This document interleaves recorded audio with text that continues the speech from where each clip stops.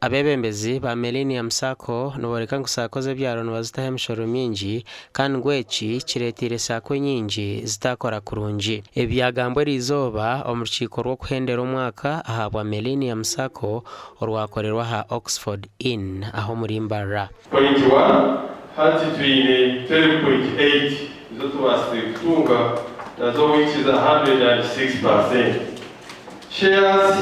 sima ruhaga munonga twatwine provision za kutunga 4.6 billion ku mwaka wa 2023 konka twishire kwezo mbabazi twatunga 7.3 billion. Erizembarira y'umwaka wa 2023 members bayo kandi hati tukosaba delegates abo kuba tujya delegate system twantugezeho koreka amaguru yo gutukozire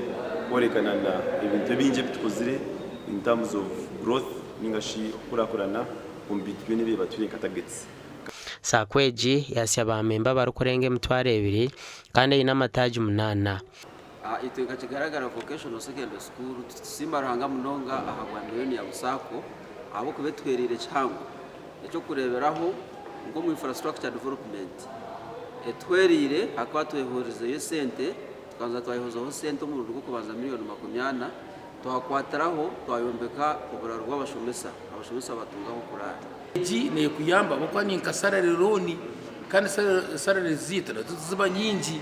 nabwo icyo nyenda kubagambira umuringo mugufu munonga SACCO eje twerire abo kombeka makagito ekibaretire basya sente ziri kurenga billion 2.7 omyaka 12 SACCO eji yasya. Bishop w'obureberezi bwa Ankole Right Reverend Dr. Sheldon Mwesije obu banka eji yatandikira mu butware bwe naenda Gavumenti ekyendeeze emishoro eyeru kutahariza SACCO ezi kizuhwere okukora kurungi. Ekitukushaba Gavumenti kutweramu eje emishoro bundi yiba kukira kutaho nambwenu hariho ubwo mchara wanyoreka ngo ayine kizimbe ayombekere kanyini 3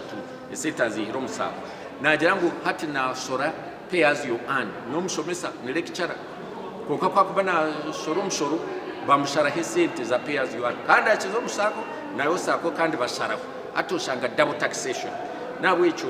tushabangu SACCO niziyamba abantu baburijo n'abantu benyuma okubasa kwetungura kuba kubiya emishoro ejo kikabe kintu cy'urugo. RCC w'orurembo rwa MBARARA Lieutenant Colonel James Mwesije owajwekera Professor Ephraim Kamuntu nkomjenyi mkuru yasima entunguka ya SACCO ya Millenium erionere tombantu na speed eyerukurram kandi kakibwanisha hagakwera magara n'okugubura uburu twine bintu yahansaha bimuronga rero mutashimire kwegera shabara hagata icyo kubanza no kufa cyakabiri ubwo n'abanyarwanda bakajya mu mufuka kazi Gasha kwa Christopher ahimswe.